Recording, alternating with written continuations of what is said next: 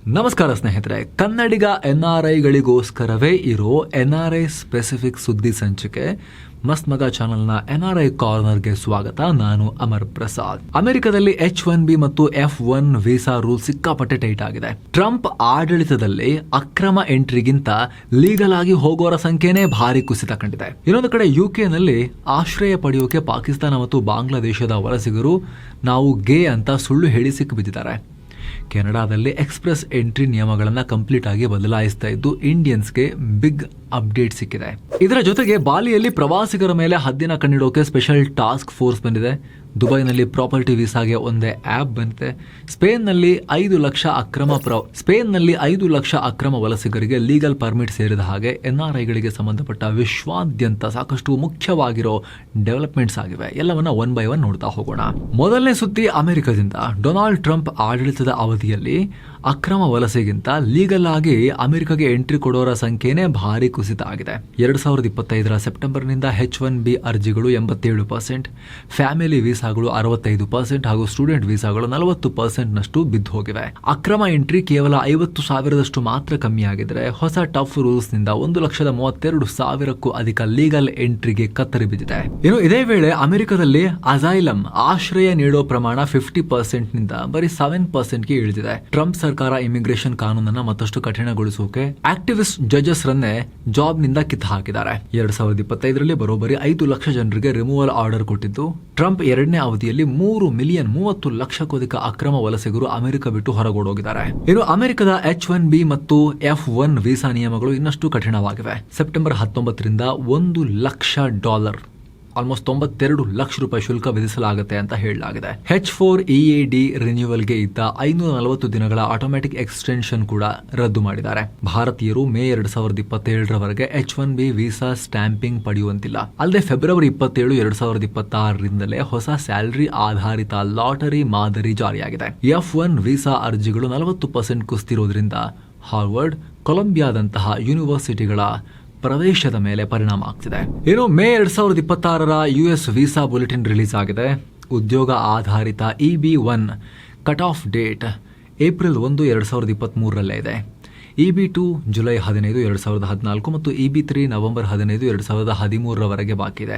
EB5 visa cut off May 1, 2022 ಇದೆ. ಅದೇ ರೀತಿ F1 ವರ್ಗ ಸೆಪ್ಟೆಂಬರ್ 1, 2017, F2A ಆಗಸ್ಟ್ 1, 2024ಕ್ಕೆ ಕಟ್ ಆಫ್ ಆಗಿದೆ. ಏನು ಕೆನಡಾ ಅಪ್ಡೇಟ್ಸ್ ನೋಡೋದಾದ್ರೆ, ಕೆನಡಾ ಸರ್ಕಾರ ಎಕ್ಸ್ಪ್ರೆಸ್ ಎಂಟ್ರಿಯಲ್ಲಿ ಪ್ರಮುಖ ಬದಲಾವಣೆ ಮಾಡ್ತಾ ಇದೆ. ಹಳೆಯ 3 ಪ್ರೋಗ್ರಾಂಗಳನ್ನ ಒಂದೇ ಫೆಡರಲ್ ಹೈ ಸ್ಕಿಲ್ಡ್ ಪ್ರೋಗ್ರಾಮ್ ಆಗಿ ಮರ್ಜ್ ಮಾಡ್ತಿದ್ದಾರೆ. ಇನ್ನು ಮುಂದೆ ಕ್ಯಾಂಡಿಡೇಟ್ ಸಂಬಳ ಮತ್ತು ಉದ್ಯೋಗದ ಬೇಡಿಕೆ ಆಧಾರದ ಮೇಲೆ ಮಾತ್ರ ಪರ್ಮನೆಂಟ್ ರೆಸಿಡೆನ್ಸಿ ಕೊಡಲಾಗುತ್ತೆ. ನ್ಯಾಷನಲ್ ಆವರೇಜ್ ಗಿಂತ ಹೆಚ್ಚು ಸಂಪಾದಿಸುವ ಡಾಕ್ಟರ್ಸ್ ಮತ್ತು ಎಂಜಿನಿಯರ್ಗಳಿಗೆ ಆದ್ಯತೆ ಸಿಗುತ್ತೆ. ಇನ್ನು ಮುಂದುವರಿದ ಭಾಗವಾಗಿ ಎಕ್ಸ್ಪ್ರೆಸ್ ಎಂಟ್ರಿಗೆ ಎಂಟ್ರಿ ಪಡೆಯೋಕೆ ಕ್ಯಾಂಡಿಡೇಟ್ಸ್ ಕನಿಷ್ಠ ಹೈಸ್ಕೂಲ್ ಡಿಪ್ಲೊಮಾ, 1 ವರ್ಷದ ಎಕ್ಸ್ಪೀರಿಯನ್ಸ್ ಹಾಗೂ CLB-6 language score ಹೊಂದಿರಲೇಬೇಕು.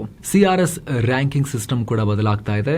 Health care, STEM ಮತ್ತು ಟ್ರೇಡ್ಸ್ ಕ್ಷೇತ್ರಗಳಿಗೆ ಹೆಚ್ಚಿನ ಪ್ರಯಾರಿಟಿ ಸಿಗುತ್ತೆ. ಇನ್ನು ಬ್ರಿಟಿಷ್ ಸರ್ಕಾರ ಪರ್ಮನೆಂಟ್ ವೀಸಾ ಅಥವಾ ILR ಪಡೆಯುವ ಅವಧಿಯನ್ನ 5 ವರ್ಷದಿಂದ 10 ವರ್ಷಗಳಿಗೆ ಏರಿಕೆ ಮಾಡ್ತಿದ್ದಾರೆ. ನಿರಾಶ್ರಿತರು 20 ವರ್ಷ ಕಾಯಬೇಕು.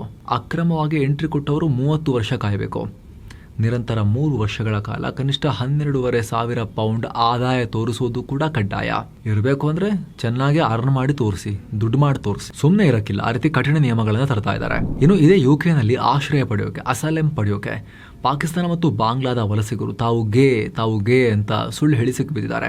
ಇಮಿಗ್ರೇಷನ್ ಏಜೆಂಟರಿಗೆ ಹಣ ಕೊಟ್ಟು ನಕಲಿ ಪ್ಲಾನ್ ಮಾಡಿದ್ದಾರೆ. 2025ರಲ್ಲಿ ಬಂದ 1 ಲಕ್ಷ ಆಶ್ರಯ ಅರ್ಜಿಗಳಲ್ಲಿ 35% ಇಂಥ ಫೇಕ್ ಅರ್ಜಿಗಳೇ ಇದಾವೆ. ಇವ್ರು ಈ ರೀತಿ ಯಾಕೆ ಅರ್ಜಿ ಹಾಕ್ತಾರೆ ಅಂದ್ರೆ, ಪರ್ಟಿಕ್ಯುಲರ್ ಸೋಷಿಯಲ್ ಗ್ರೂಪ್ ಅಂತ ಹೇಳಿ ಕನ್ಸಿಡರ್ ಮಾಡ್ತಾರೆ ಇವ್ರನ್ನ. ಇವ್ರಿಗೆ ಅವರಿರೋ ದೇಶದಲ್ಲಿ ತುಂಬಾ ಬೆದರಿಕೆ ಇದೆ, ಇವ್ರನ್ನ ಮೂಲೆ ಗುಂಪು ಮಾಡ್ತಾರೆ, ಇವ್ರನ್ನ ಹತ್ಯೆ ಮಾಡಿಬಿಡ್ತಾರೆ, ಇವ್ರನ್ನ ತುಂಬಾ ಶೋಷಣೆಗೆ ಒಳಪಡಿಸ್ತಾರೆ ಅನ್ನೋ ಆತಂಕ ಇರುತ್ತಲ್ಲ, ಆ ರೀತಿ ಗ್ರೂಪ್ಗಳಲ್ಲಿ ಇವ್ರನ್ನ ಕನ್ಸಿಡರ್ ಮಾಡಿ ಇವರಿಗೆ ಸಿಗೋ ಚಾನ್ಸಸ್ ಜಾಸ್ತಿ ಇರುತ್ತೆ ಅನ್ನೋ ಲೆಕ್ಕಾಚಾರದ ಮೇಲೆ ಈ ರೀತಿ ಅಪ್ಲೈ ಮಾಡಿದ್ದಾರೆ. ಅಂಥವ್ರನ್ನ ಹಿಡಿದು ನೇರವಾಗಿ ಡಿಪೋರ್ಟ್ ಮಾಡ್ತೀವಿ ಅಂತ ಸರ್ಕಾರ ಈಗ ಸುಳ್ಳು ಹೇಳಿದವ್ರನ್ನ ಈಗ ಆ ರೀತಿ ಹೊರಗೆ ಹಾಕ್ತೀವಿ ಅಂತ ಹೇಳಿ ವಾರ್ನಿಂಗ್ ಕೊಟ್ಟಿದ್ದಾರೆ. ಇನ್ನು ಸ್ಪ್ಯಾನಿಷ್ ಸರ್ಕಾರ ಅಕ್ರಮ ವಲಸಿಗರಿಗೆ ಗುಡ್ ನ್ಯೂಸ್ ಕೊಟ್ಟಿದೆ. ಸ್ಪೇನ್ ನಲ್ಲಿರುವ 5 ಲಕ್ಷ ಜನರಿಗೆ ಟೆಂಪರರಿ ರೆಸಿಡೆನ್ಸ್ ಮತ್ತು ವರ್ಕ್ ಪರ್ಮಿಟ್ ಕೊಡೋಕೆ ಹೊಸ ಕಾನೂನು ಜಾರಿ ತಂದಿದೆ. ಜನವರಿ 1, 2026ರ ಮೊದಲು ಸ್ಪೇನ್ಗೆ ಬಂದವರು ಜೂನ್ 30, 2026ರ ಒಳಗಡೆ ಅಪ್ಲೈ ಮಾಡಬೇಕು. ಯಾವುದೇ ಕ್ರಿಮಿನಲ್ ರೆಕಾರ್ಡ್ ಇರಲೇಬಾರದು. ಏನು ಸ್ನೇಹಿತರೆ, ಅಮೆರಿಕ ಮತ್ತು ಯುರೋಪ್ನಲ್ಲಿ ಇಮಿಗ್ರೇಷನ್ ರೂಲ್ಸ್ ದಿನೇ ದಿನೇ ಎಷ್ಟು ಟೈಟ್ ಆಗ್ತಿದೆ ನಿಮಗೆಲ್ಲ ಗೊತ್ತು. ಲೈಫ್ ಎಷ್ಟು ಅನ್ಸರ್ಟನ್ ಅಂತ ನೀವೇ ನೋಡ್ತಾ ಇದ್ದೀರಾ. ನೀವು ಫಾರಿನ್ ನಲ್ಲಿ ಕಷ್ಟಪಟ್ಟು ಕಷ್ಟಪಟ್ಟು ದುಡಿಯೋದೇ ಫ್ಯಾಮಿಲಿಗೋಸ್ಕರ ಅಲ್ವಾ. ಹೀಗಿರುವಾಗ ಅವರಿಗೊಂದು ಫಿನಾನ್ಷಿಯಲ್ ಸೆಕ್ಯೂರಿಟಿ ಬೇಕಲ್ವಾ. ಅದಕ್ಕೆ ನೀವು ಭಾರತದಲ್ಲಿ ಟರ್ಮ್ ಇನ್ಶೂರೆನ್ಸ್ ತಗೊಳ್ಳೋ ಆಪ್ಷನ್ ಅನ್ನ ಚೆಕ್ ಮಾಡಬಹುದು. ಅಮೆರಿಕ, UAE, ಸಿಂಗಪೂರ್ಗೆ ಕಂಪೇರ್ ಮಾಡಿದ್ರೆ ಭಾರತದಲ್ಲಿ ಪ್ರೀಮಿಯಂ 50% ಕಮ್ಮಿ ಇರುತ್ತೆ. ತಿಂಗಳಿಗೆ ಬರೀ 600-700 ರೂಪಾಯಿಲೆಲ್ಲ ನಿಮಗೆ 1 ಕೋಟಿ ರೂಪಾಯಿನ ಕವರೇಜ್ ಕೊಡೋ ಟರ್ಮ್ ಇನ್ಶೂರೆನ್ಸ್ ಪ್ಲಾನ್ಗಳು ಶುರುವಾಗ್ತವೆ ಯಂಗ್ ಏಜ್ ಅಲ್ಲಿರೋರಿಗೆ. ಏಜ್ ಜಾಸ್ತಿ ಆದಾಗೂ ಕೂಡ ಪ್ರೀಮಿಯಮ್ಸ್ ಸ್ವಲ್ಪ ಜಾಸ್ತಿ ಆಗ್ತಾ ಹೋಗುತ್ತೆ. ನಿಮ್ಮ ಏಜ್ ಮೇಲೆ ಡಿಪೆಂಡ್ ಆಗುತ್ತೆ ಎಷ್ಟು ಪ್ರೀಮಿಯಂ ಅನ್ನೋದು. ಇದು ಪ್ಯೂರ್ ಪ್ರೊಟೆಕ್ಷನ್ ಪ್ಲಾನ್. ನಿಮಗೆಲ್ಲ ಗೊತ್ತೇ ಇರುತ್ತೆ ಟರ್ಮ್ ಇನ್ಶೂರೆನ್ಸ್ ಅಂದ್ರೆ ಏನು ಅಂತ ಹೇಳಿ. ಏನಾದರೂ ಹೆಚ್ಚು ಕಮ್ಮಿಯಾಗಿ ದುಡಿಯೋ ವ್ಯಕ್ತಿಯನ್ನು ಫ್ಯಾಮಿಲಿ ಕಳ್ಕೊಂಡ್ರೆ ಫ್ಯಾಮಿಲಿಗೆ ಲಂಸಮ್ ಒಂದು ಶಾರ್ಟ್ನಲ್ಲಿ ಆ ದುಡ್ಡು ಸಿಗುತ್ತೆ. 5 ಕೋಟಿ ರೂಪಾಯಿ ತನಕನೂ ಟರ್ಮ್ ಇನ್ಶೂರೆನ್ಸ್ ಕವರೇಜ್ ಅನ್ನ ಮಾಡಿಸ್ಕೋಬಹುದು. ಫಾರಿನ್ ಕಂಪನಿಗಳಲ್ಲಿ ಸಿಗದ 99 ಇಯರ್ಸ್ ವರೆಗಿನ ಲಾಂಗ್ ಕವರೇಜ್ ಕೂಡ ಭಾರತದಲ್ಲಿ ಸಿಗುತ್ತೆ. ವಿಡಿಯೋ ಕಾಲ್ನಲ್ಲೇ ಪ್ರೋಸೆಸ್ ಮಾಡ್ತಾರೆ. ಗ್ಲೋಬಲ್ ಲೆವೆಲ್ನಲ್ಲಿ ಫ್ರೀಯಾಗಿ ಟೆಸ್ಟ್ ಮಾಡಿಸ್ತಾರೆ. ಟಾಪ್ ಕಂಪನಿಗಳು 99% ಕ್ಲೇಮ್ ಸೆಟಲ್ಮೆಂಟ್ ರೇಷಿಯೋ ಹೊಂದಿರೋ ಕಂಪನಿಗಳು ಕೂಡ ಭಾರತದಲ್ಲಿವೆ. ಕ್ಲೇಮ್ ದುಡ್ಡು ನೇರವಾಗಿ NRE ಅಕೌಂಟ್ಗೆ ಟ್ಯಾಕ್ಸ್ ಫ್ರೀ ಆಗಿ ಜಮಾ ಆಗೋ ರೀತಿ ಮಾಡಬಹುದು. ಪಾಲಿಸಿ ಮಾಡ್ಸೋಕೋಸ್ಕರ ಭಾರತಕ್ಕೆಲ್ಲ ಬರಬೇಕಂತನಿಲ್ಲ, ಅಲ್ಲಿಂದನೇ ಮಾಡಿಸಬಹುದು. ಡೆಡಿಕೇಟೆಡ್ ಮ್ಯಾನೇಜರ್ಸ್ ಎಲ್ಲ ಫ್ರೀ ಆಗಿ ನೋಡ್ಕೊಳ್ತಾರೆ. ಆನ್ಯುವಲ್ ಪೇಮೆಂಟ್ ಮೋಡ್ ನಲ್ಲಿ ಮಾಡಿದ್ರೆ 5% ಡಿಸ್ಕೌಂಟ್ ಕೂಡ ಸಿಗುತ್ತೆ. ಸೊ ನೀವು ಕೂಡ NRI ಆಗಿದ್ದು ನಿಮ್ಮ ಫ್ಯಾಮಿಲಿಗೆ ಆರ್ಥಿಕ ಭದ್ರತೆ, ಫಿನಾನ್ಷಿಯಲ್ ಸೆಕ್ಯೂರಿಟಿ ಒದಗಿಸಬೇಕು ಅನ್ನೋ ಲೆಕ್ಕಾಚಾರದಲ್ಲಿ ನೀವಿದ್ರೆ ಮಿಸ್ ಇಲ್ಲದೆ ಭಾರತದ ಟಾಪ್ ಪ್ಲಾನ್ಗಳನ್ನು ಕಂಪೇರ್ ಮಾಡಿ ಬೈ ಮಾಡೋಕೆ ವಿಡಿಯೋ ಕೆಳಗಡೆ ಡಿಸ್ಕ್ರಿಪ್ಷನ್ ಮತ್ತು ಪಿನ್ ಮಾಡಿರೋ ಕಮೆಂಟ್ ನಲ್ಲಿ ಕೊಟ್ಟಿರೋ ಲಿಂಕ್ ಅನ್ನ ಮಿಸ್ ಇಲ್ಲದೆ ಚೆಕ್ ಮಾಡಿ ಬನ್ನಿ. ಕಂಟಿನ್ಯೂ ಮಾಡೋಣ NRI ಕಾರ್ನರ್ ರಿಪೋರ್ಟ್ ನಲ್ಲಿ. ಇನ್ನು ಸ್ವೀಡನ್ ಸರ್ಕಾರ ವಲಸಿಗರಿಗಾಗಿ ಆನೆಸ್ಟ್ ಲಿವಿಂಗ್, ಪ್ರಾಮಾಣಿಕ ಜೀವನ ರೂಲ್ಸ್ ತರ್ತಾ ಇದೆ. ಜುಲೈ 13ರಿಂದ ಜಾರಿಗೆ ಬರೋ ನಿರೀಕ್ಷೆ ಇದೆ. ಸಣ್ಣ ಪುಟ್ಟ ಕ್ರೈಮ್ ಮಾಡೋದು, ಸಾಲ ತೀರಿಸದಿರೋದು ಅಥವಾ ಇಲ್ಲೀಗಲ್ ಆಗಿ ಕೆಲಸ ಮಾಡೋ ವಲಸಿಗರನ್ನ ನೇರವಾಗಿ ಗಡಿಪಾರು ಮಾಡಲಾಗುತ್ತೆ. ಏನೋ ಫಿನ್ಲ್ಯಾಂಡ್ ಕೂಡ ತನ್ನ ಇಮಿಗ್ರೇಷನ್ ರೂಲ್ಸ್ ಕಠಿಣ ಮಾಡ್ತಾ ಇದೆ. ಸಿಟಿಜನ್ಶಿಪ್ ಬೇಕು ಅನ್ನೋರು ಇನ್ನು ಮುಂದೆ ಸಿವಿಕ್ ನಾಲೆಜ್ ಟೆಸ್ಟ್, ನಾಗರಿಕ ಜ್ಞಾನ ಪರೀಕ್ಷೆ ಪಾಸ್ ಮಾಡೋದು ಕಡ್ಡಾಯ. ಫಿನಿಶ್ ಅಥವಾ ಸ್ವೀಡಿಶ್ ಭಾಷೆಯಲ್ಲಿ ಟೆಸ್ಟ್ ನಡೆಯುತ್ತೆ. ಇನ್ನು ಸ್ವಿಟ್ಜರ್ಲ್ಯಾಂಡ್ ನಲ್ಲಿ ಮನೆ ಖರೀದಿ ಮಾಡೋಕೆ ಹೊಸ ರೂಲ್ಸ್. ಯುರೋಪಿಯನ್ ಒಕ್ಕೂಟಕ್ಕೆ ಸೇರದ ಫಾರಿನರ್ಸ್ ಪ್ರಾಪರ್ಟಿ ಖರೀದಿ ಮಾಡಬೇಕು ಅಂದ್ರೆ ಇನ್ಮೇಲೆ ಪರ್ಮಿಟ್ ಬೇಕೇ ಬೇಕು. ಮನೆ ಕೇವಲ ಸ್ವಂತ ವಾಸಕ್ಕೆ ಮಾತ್ರ ಇರಬೇಕು. ಬಾಡಿಗೆ ಕೊಡೋಕೆ ಹಾಗೂ ಕಮರ್ಷಿಯಲ್ ಪ್ರಾಪರ್ಟಿ ತಗೊಳ್ಳೋದನ್ನ ಬ್ಯಾನ್ ಮಾಡ್ತಿದ್ದಾರೆ ಹೊರಗಿನವರಿಗೆ. ಇನ್ನು ಆಸ್ಟ್ರೇಲಿಯಾದಲ್ಲಿ ಸ್ಟೂಡೆಂಟ್ ವೀಸಾ ರೂಲ್ಸ್ ಸಿಕ್ಕಾಪಟ್ಟೆ ಟೈಟ್ ಮಾಡಿರೋದ್ರಿಂದ 2026ರಲ್ಲಿ ಭಾರತೀಯರು ಹಾಕಿದ 10 ಅರ್ಜಿಗಳಲ್ಲಿ 4 ರಿಜೆಕ್ಟ್ ಆಗಿವೆ. ಭಾರತೀಯರನ್ನ ಎವಿಡೆನ್ಸ್ ಲೆವೆಲ್ 3ಗೆ ಶಿಫ್ಟ್ ಮಾಡಿದ್ದು ಫಿನಾನ್ಷಿಯಲ್ ಡಾಕ್ಯುಮೆಂಟ್ಸ್ ಕಟ್ಟುನಿಟ್ಟಾಗಿ ಪ್ರೂವ್ ಮಾಡಬೇಕು. ಫೆಬ್ರವರಿಯಲ್ಲಿ ರಿಜೆಕ್ಷನ್ ರೇಟ್ 32.5%ಗೆ ತಲುಪಿದೆ. ಈಗ ಮಿಡಲ್ ಈಸ್ಟ್ ಕಡೆಗೆ ಬರೋಣ.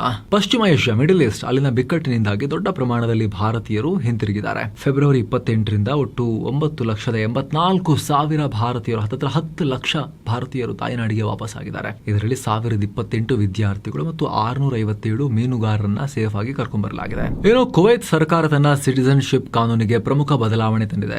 ಸಿಟಿಜನ್ಶಿಪ್ ಕೊಡುವ ಮತ್ತು ಕ್ಯಾನ್ಸಲ್ ಮಾಡೋ ಪವರ್ ಈಗ ಆಂತರಿಕ ಸಚಿವರಿಗೆ ಕೊಡಲಾಗಿದೆ. ಸುಳ್ಳು ಮಾಹಿತಿ ಕೊಟ್ಟರೆ 3 ವರ್ಷ ಜೈಲು ಮತ್ತು 3,000 ದಿನಾರ್ ಅಂದ್ರೆ 9.02 ಲಕ್ಷ ರೂಪಾಯಿ ದಂಡ ಬೀಳುತ್ತೆ.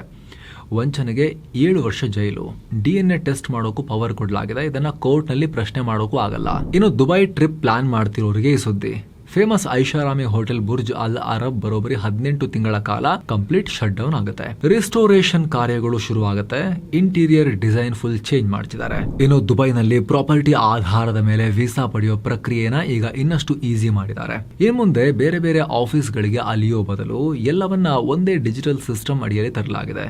ಗೋಲ್ಡನ್, ರಿಟೈರ್ಮೆಂಟ್ ಮತ್ತು ಪ್ರಾಪರ್ಟಿ ವೀಸಾಗಳನ್ನ ಒಂದೇ ಪ್ಲಾಟ್ಫಾರ್ಮ್ ನಲ್ಲಿ ಕೊಡಲಾಗುತ್ತೆ. ಇನ್ನು ಇರಾನ್ ಯುದ್ಧದಿಂದಾಗಿ ಮುಚ್ಚಲ್ಪಟ್ಟಿದ್ದ UAE ಯೂನಿವರ್ಸಿಟಿಗಳು, ಶಾಲೆಗಳು ಏಪ್ರಿಲ್ 20ರಿಂದ ಮತ್ತೆ ಓಪನ್ ಆಗ್ತಿವೆ. ಆದ್ರೆ ಕೆಲ ಪ್ರೈವೇಟ್ ಕಾಲೇಜುಗಳಿಗೆ ಮಾತ್ರ ಹೈಬ್ರಿಡ್ ಕ್ಲಾಸ್ ಮಾಡೋಕೆ ಅನುಮತಿ ಕೊಡಲಾಗಿದೆ. ಏನೋ ಜಪಾನ್ ಸರ್ಕಾರ ವೀಸಾ ರಿನ್ಯೂವಲ್ ಮತ್ತು PR ಫೀಸ್ ಅನ್ನ ಭಾರಿ ಹೆಚ್ಚಿಸಿದೆ.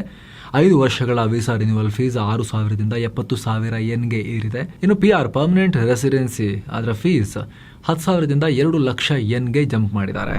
ಮತ್ತೊಂದ್ ಕಡೆ ಸೌತ್ ಕೊರಿಯಾ ವಿದೇಶಿ ಸ್ಟೂಡೆಂಟ್ಸ್ ನ ಅಟ್ರಾಕ್ಟ್ ಮಾಡೋಕೆ ಹೊಸ ಶಾಶ್ವತ ಆನ್ಲೈನ್ ಹಬ್ ಶುರು ಮಾಡಿದೆ. ಈ ಪೋರ್ಟಲ್ ನಲ್ಲಿ ಸ್ಕಾಲರ್ಶಿಪ್, ವೀಸಾ ಮತ್ತು ಜಾಬ್ ಡೀಟೇಲ್ಸ್ ಎಲ್ಲ ಒಂದೇ ಕಡೆ ಸಿಗುತ್ತೆ. 40 ಯೂನಿವರ್ಸಿಟಿಗಳು ಇದರಲ್ಲಿ ಭಾಗಿಯಾಗಿದ್ದಾರೆ. ವೆಬಿನಾರ್ ಮೂಲಕ ಗೈಡೆನ್ಸ್ ಕೂಡ ಕೊಡ್ತಿದ್ದಾರೆ. ಇನ್ನು ಇಂಡೋನೇಷ್ಯಾ ಸರ್ಕಾರ ಬಾಲಿಗೆ ಬರೋ ಟೂರಿಸ್ಟ್ ಮೇಲೆ ನಿಗಾ ಇಡೋಕೆ 100 ಅಧಿಕಾರಿಗಳಿರೋ ಧರ್ಮ ದೇವತಾ ಇಮಿಗ್ರೇಷನ್ ಟಾಸ್ಕ್ ಫೋರ್ಸ್ ಅನ್ನ ಫೀಲ್ಡ್ ಗಿಳಿಸಿದ್ದಾರೆ.